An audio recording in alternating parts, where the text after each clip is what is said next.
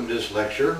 This lecture is lecture 4 in the series of optics, and in this lecture we're going to be talking about spotting scopes. So we'll just start right off. There's basically two types of spotting scopes. There's a straight spotting scope, and then there's usually the angled view, and they're very different, but they're used essentially the same. If you already have a good set of binoculars that suit your purpose, whether they're 8 or 10 power or what have you, regardless of their size, one of the next instruments you want to consider is this good spotting scope. And the one attribute that this spotting scope should have is that it should have a longer reach than your binoculars. That is to say, if you put a coyote or a rabbit or some other wildlife at a given distance, you should be able to discern it at a longer distance with your spotting scope than with your binoculars. Again, it gets back to that concept that the binoculars to look for something and the spotting scope is to look at something. And this is the reason why you have a spotting scope. Now you can use a spotting scope, of course, to look and do a search, but generally it's the search that you're doing at a extended distance, at a distance beyond what your binoculars are capable of doing. And in that case, the spotting scope comes into its own. Now, as we said earlier, there's basically two kinds, the straight and the angle view. Some manufacturers even build a similar scope in both varieties, where you can buy the certain model that's straight and the same basic model in an angle view. And there's reasons to have both.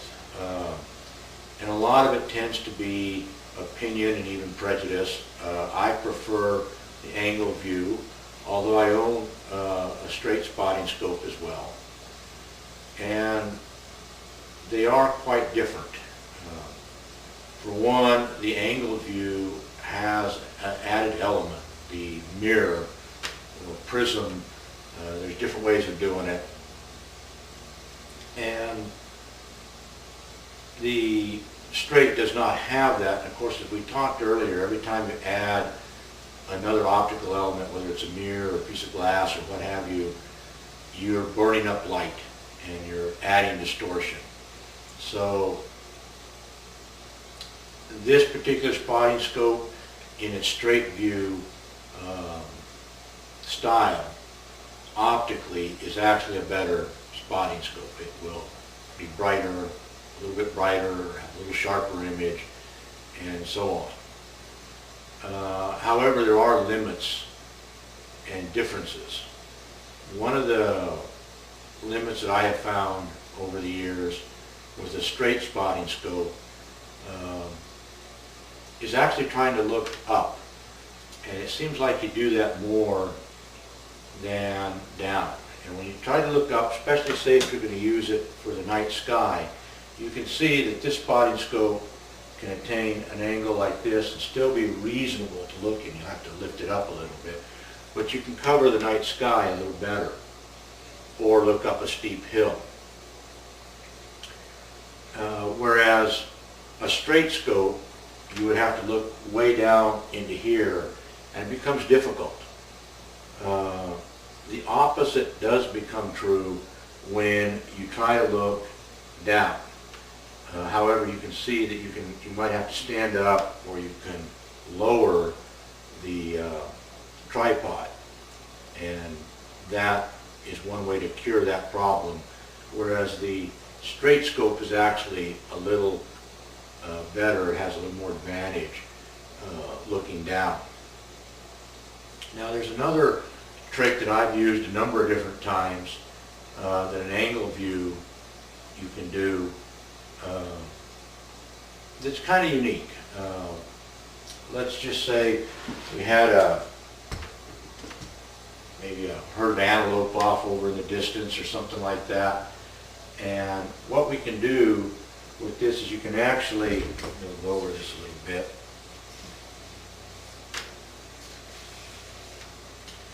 You can actually look into it like this and crank it. This particular scope actually has a built-in twist. And what you can do is you're looking at the animal that's off over here. And if they're out 200, 300, 400 yards, you're getting a magnificently close view of the animal. But at the same time, you're not putting a predatory stare at them. And a lot of times this will put animals at ease, especially animals that are used to being preyed upon, like an antelope or a deer or something. If they perceive you looking down and off this direction, their perception is that you're not paying attention to them. And if you're not paying attention to them, you're probably not a predator, or you're not in a condition that you're hunting them. So it's a way of, in a sense, removing you further from their awareness, reducing your presence, and at the same time extending your awareness, where you're actually very close to them and seeing them. But since they see you looking somewhat in a different direction and downward, which is a posture that's more akin to a grazing animal, a downward looking head, as opposed to the more upright posture of, say, a bobcat or a coyote. And these posturings make a difference, and of course that's the whole idea of optics, is to experience more wildlife and in a condition where the wildlife is at ease. And so you have in the spotting scope a means of getting more distance. Now, another problem, I guess you could call it, or difficulty that I have found over the years, is that an angle view is a much more difficult instrument to pack. You always have to protect this angle instrument, whereas this straight spotting scope tends to be easier and safer to pack. You can put it in a hard tube that's easy to find and build. So it's another difference between the straight and the angle view spotting scope. And it's just one of the many differences that you'll find. Typically this day and age, spotting scopes come in two sizes. They're either the 60 millimeter or the 80 millimeter. They're both good, and you need to always consider your particular use. My 60 millimeter spotting scope, I use it when I go hiking a lot. It's smaller, it's lighter, it's straight, it just carries better.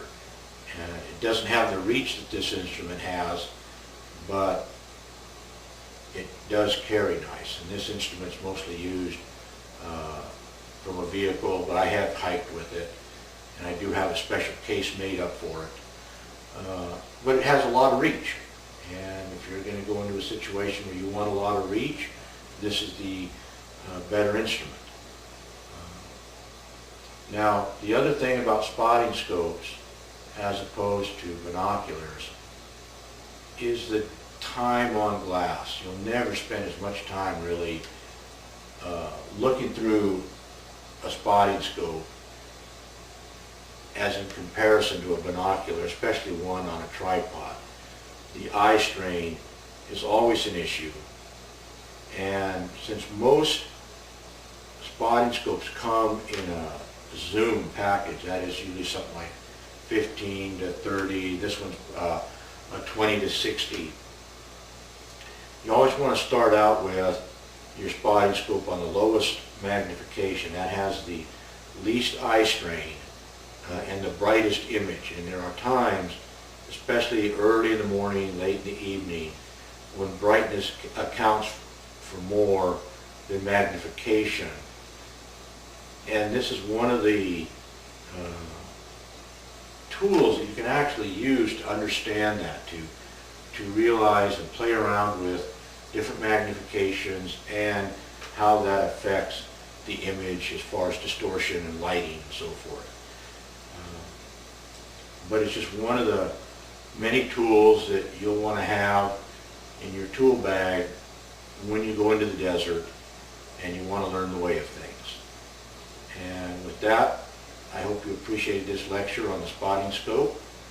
And the next lecture, number 5, will be on other attributes of both the spotting scope and the binocular. And with that, I thank you very much, and I hope you enjoyed this lecture.